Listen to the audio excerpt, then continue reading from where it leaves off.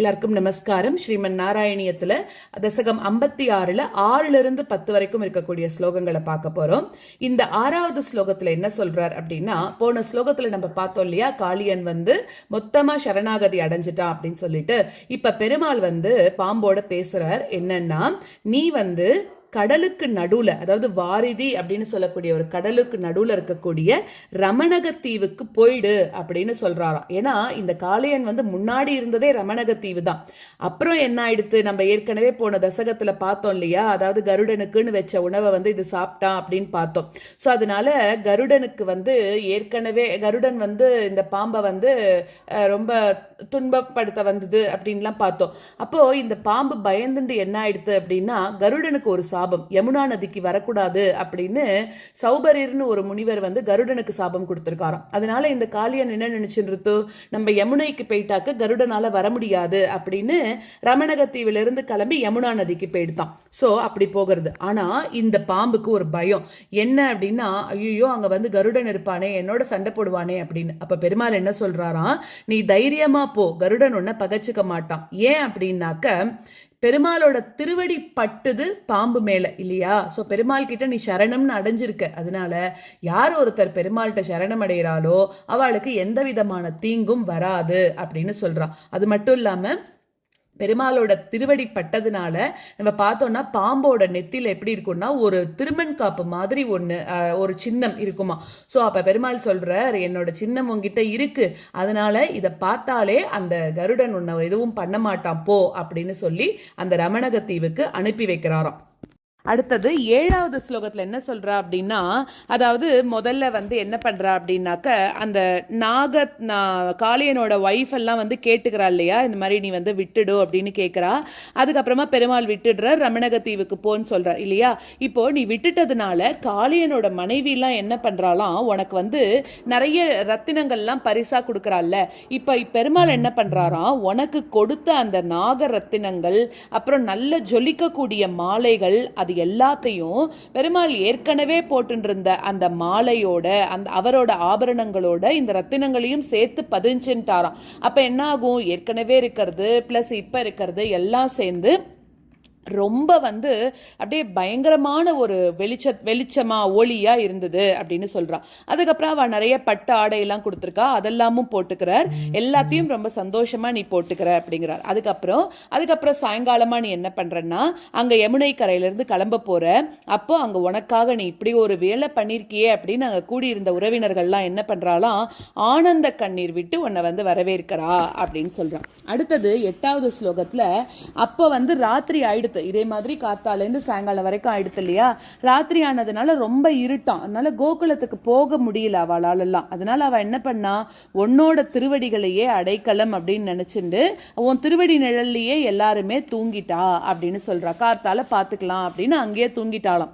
அப்படி தூங்கிட்டே இருக்கும்போது என்ன ஆகுதுன்னா, திடீர்னு அந்த வனத்துல ஒரு பெரிய காட்டு தீ நாலா பக்கத்துல இருந்தும் வருதாம். அப்போ திடீர்னு எல்லாரும் எழுந்து பார்த்துட்டு என்ன பண்றான்னா, கத்துறா, எல்லாரும் காப்பாத்து காப்பாத்து அப்படின்னு சொல்லி பயத்தினால கத்துறாளாம்.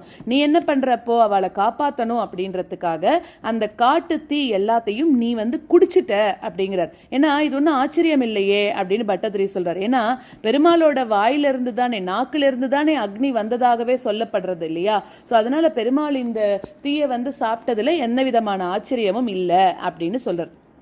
அடுத்தது 10வது ஸ்லோகத்துல, இப்படி நீ அவளை காப்பாத்துறதுக்காக இந்த காரியம் பண்ணதுக்காக இடையர்கள்லாம் ரொம்ப சந்தோஷப்பட்டு, தீலையும் மஞ்சள் கலர் இருக்கு இல்லையா, பீத்தத்தான மஞ்சள் கலர் இருக்கு. ஸோ அது தீல அதோட கலர் மட்டும் அப்படி கிடையாது, நீ அதை குடிச்சிட்டதுனால அது இப்போ செயலாலையும் அது என்ன ஆயிடுதுன்னா, அந்த பீத்தனை குடிக்கிறது இல்லையா, ஸோ செயலாலையும் அதே மாதிரி நிறத்தாலையும் அது பீத்தகத்தன்மை அடைஞ்சிருது அப்படின்னு ரொம்ப சந்தோஷமா உன்னை வாழ்த்தி, இப்படிப்பட்ட இந்த மாதிரி எல்லாம் காரியங்கள் பண்ணக்கூடிய நீதான் என்னோட பிணிகள்ல இருந்து என்னை காப்பாத்தணும் அப்படின்னு சொல்லி பட்டத்திரி வேண்டிட்டு இந்த தசகத்தை பூர்த்தி பண்றார்.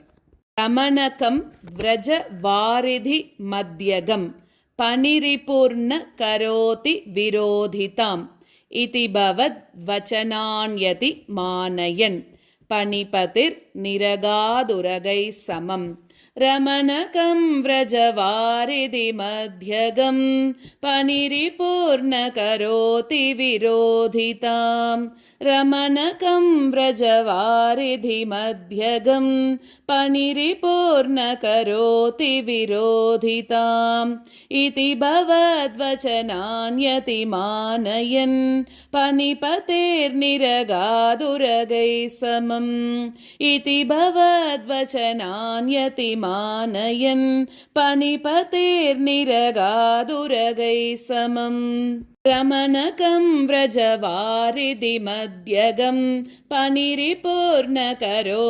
विरोधिताम् इति भवद्वचनान्यतिमानयन् पनिपतेर्निरगादुरगैः समम् रमणकं व्रजवारिधि मध्यगं पनिरिपूर्णकरोति विरोधिताम् इति भवद्वचनान्यतिमानयन् पनिपतेर्निरगादुरगैः समम् पनिवधूजन दत्तमणिव्रज ज्वलितहारदुकूल विभूषितः तटगतैः प्रमदाश्रुविमिश्रितैः समगता स्वजनैर्दिवसावधौ पनिवधूजन दत्तमणिव्रज ज्वलितहारदुकूल विभूषितः पनिवधूजन दत्तमणिव्रज ज्वलितहारदुकूल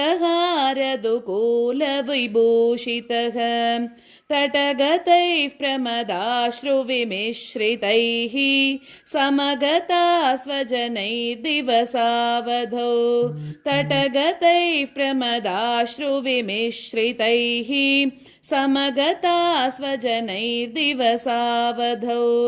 पनिवधूजन दत्तमणिव्रज ज्वलितहारदुकूल विभूषितः तटगतैः प्रमदाश्रुविमिश्रितैः समगता स्वजनैर्दिवसावधौ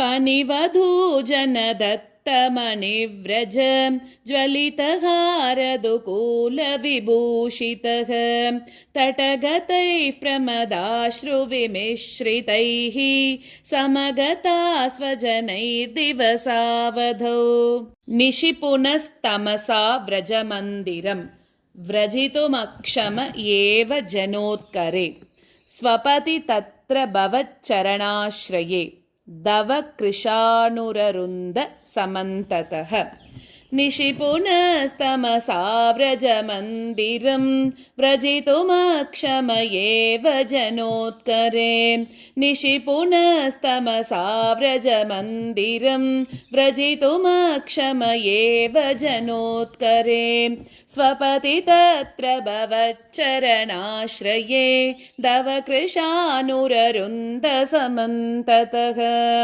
स्वपति तत्र भवच्चरणाश्रये दव कृशानुररुन्द समन्ततः निशिपुनस्तमसा व्रजमन्दिरं व्रजितुमक्षम एव जनोत्करे स्वपति तत्र भवच्चरणाश्रये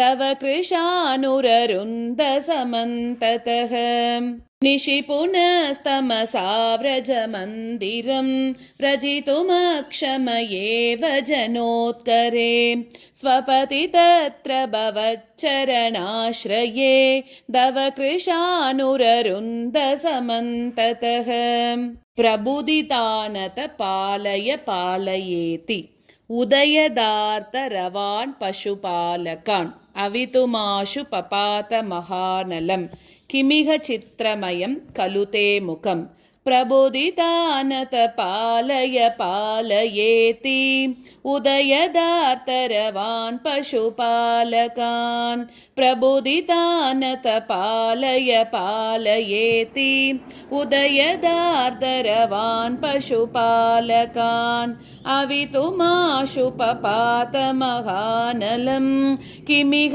चित्रमयं खलु ते मुखम् अवितुमाशु पपात महानलं किमिह चित्रमयं खलु ते मुखम् प्रबुदितानत पालय पालयेति उदयदार्तरवान् पशुपालकान् अवितुमाशुपपात महानलं किमिह चित्रमयं खलु ते मुखम् प्रबुदितानत पालय पालयेति उदयदार्तरवान् पशुपालकान् अवितुमाशुपपात महानलं किमिह चित्रमयं खलु ते मुखम् शिखिनिवर्णत एव हि पीतत परिलसत् यदुना क्रिययाप्यसौ इति नुतः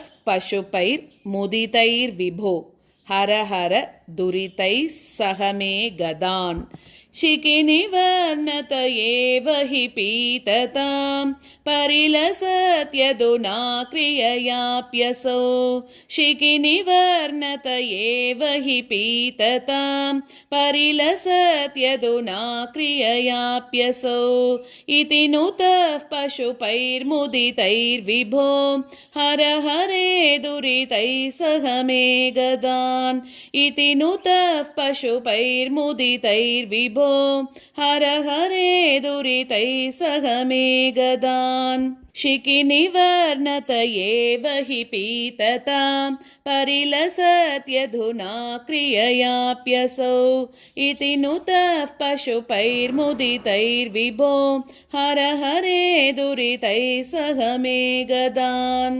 शिखिनिवर्णत एव हि पीततां परिलसत्यधुना क्रिययाप्यसौ इति नुतः पशुपैर्मुदितैर्विभो हर हरे दुरितैः सह मे गदान्।